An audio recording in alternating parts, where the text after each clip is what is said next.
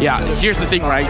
Looking at the composition, again, I just want to say, MDH, they can single target, they can choose their targets. I think that is a big advantage for them. So it is going to be a test of skill. If they are able to find the correct targets, then they're in a good position to win themselves the fight. When we compare to the side of Malvinas Gaming, you don't have to be too harsh on who you're targeting. As long as you can clump them together, it's going to be looking good for Malvinas Gaming. But looking at the draft, kind of a little bit towards MDH because I like this kickoff first style.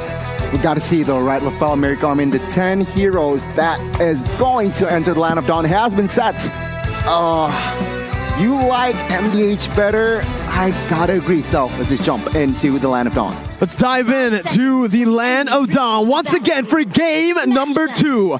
Match number 2 of the day as well. A best of 1. Volatile. Both teams will try to top their groups with this one.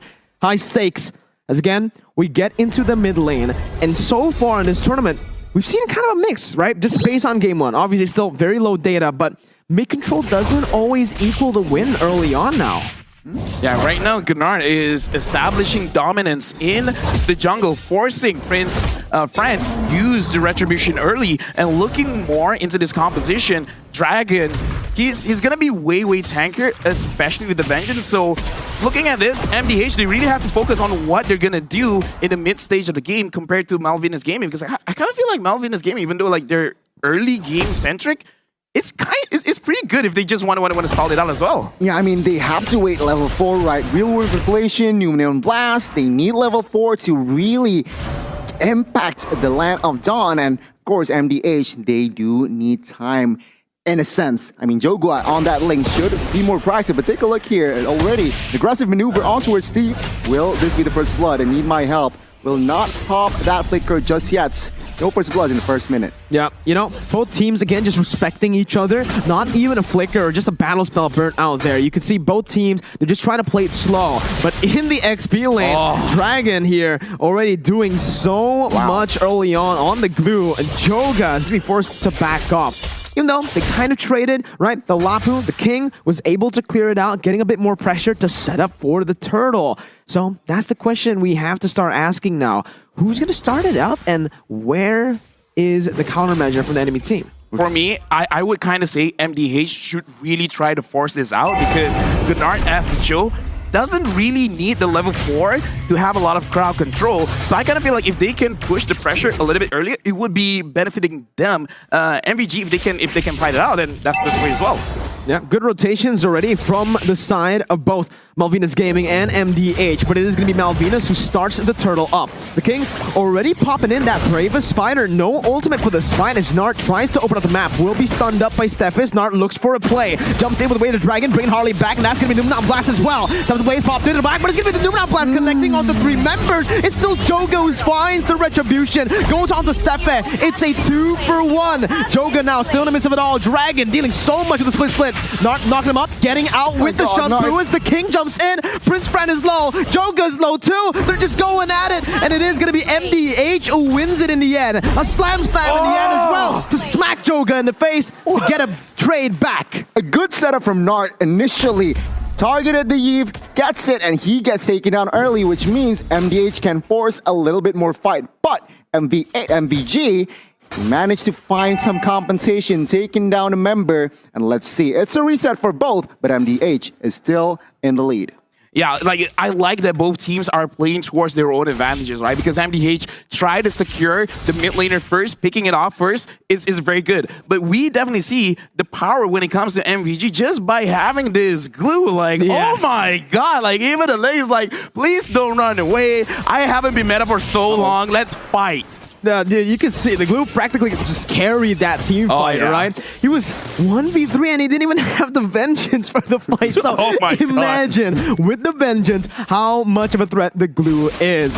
What do you do against this man? This is not your jungle, this is my jungle. God, my name is Dragon. I'm the jungle for this one. Yeah, you can see 4 members have to come over towards the purple side as now Nart jumps in, dishing out some damage, bringing it back, just a split, and he saves the Vengeance. It's all good, man. God. If 4 people were there, ready to initiate, and even he's like... And a Faramis. Yeah, it's like, I'm gonna split. This Glue, man, in this update is again a very prio hero. Let's see though, MVG, can they extract this hero? Because actually MDH, their rotations aren't bad, right? No. Let's see, second turtle, who will get it? We'll see, right? It is towards the bottom side, and as you can see right now, both teams are still trying to play around that mid control. But we're going to take a look at Joga right now, as he's actually able to dodge away from Prince Francis' taunt. Nart making a mistake there, going to be dodged away from. Need my help. Or even with a Shadow Stampede. Both teams looking for it as Prince Fran and Joga wants to go for 50-50. Nart, an amazing actually kick there. It's going to be Joga who gets caught out. The turtle was actually taken away by Prince Fran as the king jumps in, dealing out some damage. Going to be able to use the Blazing Duet to clear out the mid lane. Dragon still surviving with the Vengeance, still coming in with his split, and he survives the team fight. In the end, he falls to Need My Help, but it's a 2-for-1 in favor of Malvinas. MVG with the equalize here. Take a look at the gold chip already in minute number 5. MVG Joel Crew almost picking up the kill earlier, but man, oh man, what a rotation. This guy rotates from top side to help the turtle. Fell. I gotta say, man, I kind of feel like we just gotta focus on the EXP laners, man, because the King as well as Dragon, they're asserting dominance, and MDH, this does show Need My Help on his Faramis is a very good counter towards the Glue, because he had a lot of HP, but now is trying to run away. Oh man, not having the sprint, jumps back to the battle mirror image just for Joel Crew to pick up that kill, and now it's really shaping up to be the game that we expected, with Malvinas controlling the early game. Take a look at the items as well here. Eve, Enchanted Talismans are quite early, but another thing that pops in the screen is the items for that carry, the fell. Yeah, honestly, I like that every single team has adjusted. Instead of focusing entirely on getting one core item, they're just kind of like splitting up, making sure that they get some passes from the item, like the Fury Hammer, as well as the Steel Link Place, just to have extra stats on your hero, so that you can actually do a lot in the early stages of the game and mitigate any kind of engagement that the enemy tries to provide. Yeah, and right now, Nart again going in for that aggressive play. 2 times now he's been caught with that play. He wants to set it up. He wants to be the one to actually look for these proactive movements, but with the amount of mobility from Malvinas and with the stun as well provided by Steffe, he's not going to be able to do that at will. And now Malvinas, knowing that there's no roamer for MDH, they're completely controlling that top side, and they're taking the turtle right now, uncontested for free. What I love about Malvinas gaming here is their execution is just so in sync, and they do not forget about neutral objectives like turrets and of course this turtle. They managed to find the third turtle. Let's see, MDH, they need some compensation here. Yeah, Goldie's building. No, honestly, like I'm looking at this game and I'm seeing what are they waiting for, because Malvinas gaming, look at this, the damage is so strong, and it looks like they're gonna engage onto the jungler. Joga's gonna be caught there by the Numenon Blast, and the real world manipulation basically zones everyone away from trying to follow that play up. MDH losing Joga on a Ling now that's behind of that Fredrin. The King using the Bravest Fighter just to clear out the waves. He's going to be punished here by a dive, and it's going to be the King who gets picked off, who jumps in looking for some more sustain. He gets up. Steffe looking for stun, jumps in, flickers as well under the turret just to smack him up. Harley surviving with but he won. My goodness, MVG, they are stepping on the gas here. The King needs to fall in the bot side, but take a look at this. MVG, they are looking to grab more space here, taking the tier 1 bot side, and seems like they will not get it. Still, MDH manages to defend that turret. Right now, MVG, they're just solidifying every single lane for themselves, because MDH, it looks like they're kind of getting picked off one by one, because Gunnar tries to get information, but because the carry is there, you're going to get popped so fast. And I kind of feel like this is creating such a big problem for the side of MDH, because the Glue is more tankier than the roamer, and when it comes to Joel Crew on this carry, he really doesn't care who's in front of him. So right now, MVG, they're getting their win condition. The King goes in, but he didn't catch anyone. Nart going to be able to find a way the Dragon onto Steffe. That's just the roamers. That's going to be the backline targeted by Prince Fan. Oh, they're now, real roam ablation on top of the Faramis ult, as that's going to be the Blazing Duet popped in as well. Harley caught low. Joel Crew still free hitting with a full HP bar, he's still actually going to be able to push MDH back, but it's MDH who finds the pick. Man, I can see why Carry has been such a prior today. Remember, the first game, Carry was also picked up by Blacklist, and now another team fight is brewing up here, Mirko. No, it's not a team fight when there's Dragon, right? It's just, true. hey, he walks wherever he wants to go. He's harassing the members of MDH. But again, the first Lord is up now. It's a very, very critical situation, especially for MDH. Nart looking for the play, gets Prince Fran right there, but there's no follow-up, as that's the real-world inflation that actually locks them down. Need my help with no cult altar. Gonna be gunned down. That's the damage coming through, and is gonna fall for the second time in this game to Jokru, who's absolutely massive right now. MDH, how do they contest for the turtle or the Lord now? Honestly, I kind of feel like they gotta slow things down a little bit because they've been, okay, even in the fight where they're all clumped up together, somehow MVG forces MDH to go left and right, never together.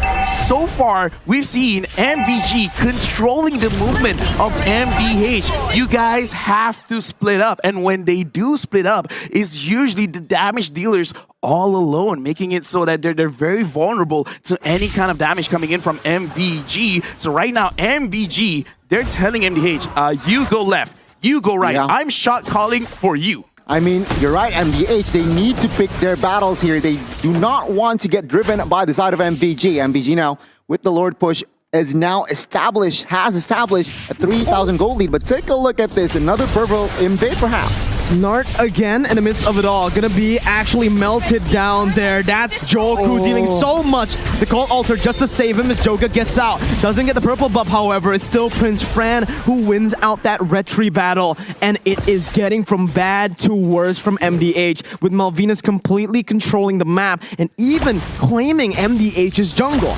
Yeah, right now, honestly, man, I gotta say, this is just the second game of the day, but we can see the strength of Carry as well as Blue. MVG, they're sticking to their guns. They're actually trying to get one of the turrets here, but it looks like a very good defense coming in from MDH, but no, never mind. The King got caught, and the King is taking so much damage, but he still survives. What is that damage, my guy?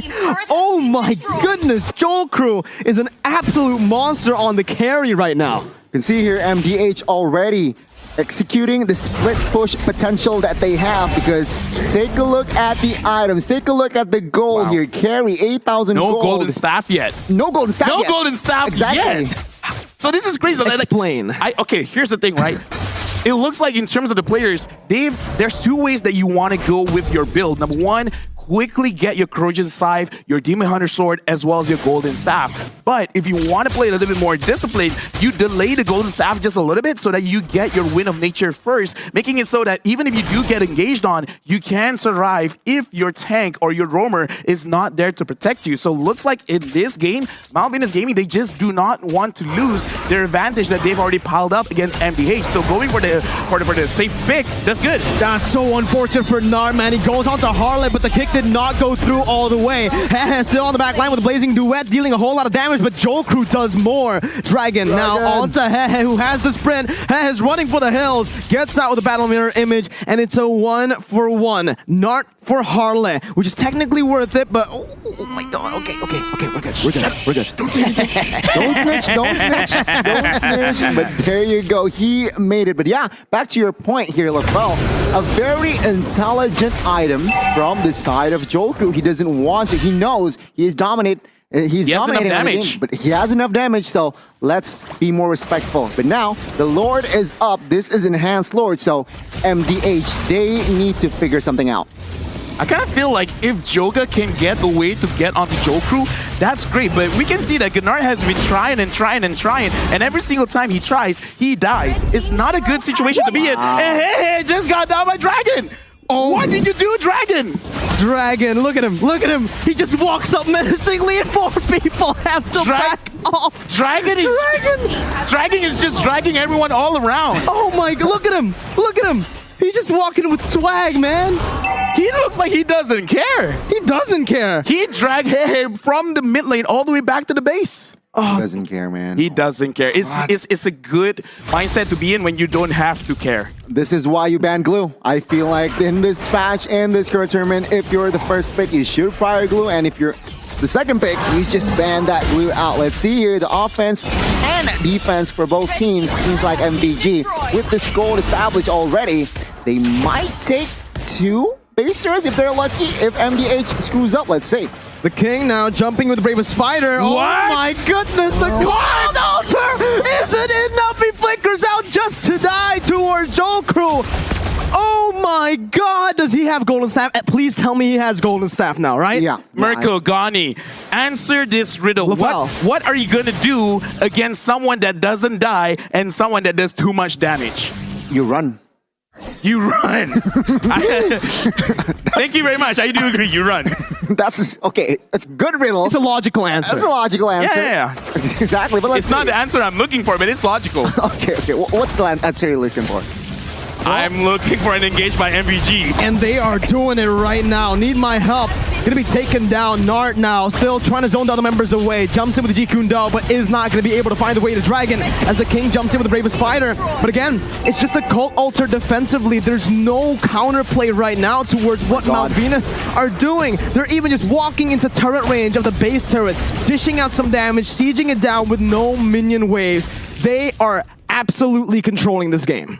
Looking bleak for MDH. They are now behind 6,000 gold. Oh my god, another engage. Again, Dragon here, he just jumps in and he is going to be able to zone away with a nature pop, but that's the magic damage coming through. Jolcrew, free hitting on the back, getting the double. The King, who has the damage reduction, will not be able to survive this. That's the mid-base turret taken out without a minion. A single minion wasn't necessary for Malvinas. It's a triple kill over to Jolcrew. Joga and Need My Help now trying desperately to save the game. Dragon still able to jump in with a slam. Jolcrew targeting the base, and it's going to be Malvinas Gaming who tops their group for now. 1-0 up against MDH. The runner-ups from Latin America managed to squeak the win here in our second match of the opening day. Congratulations, but my god, what an execution.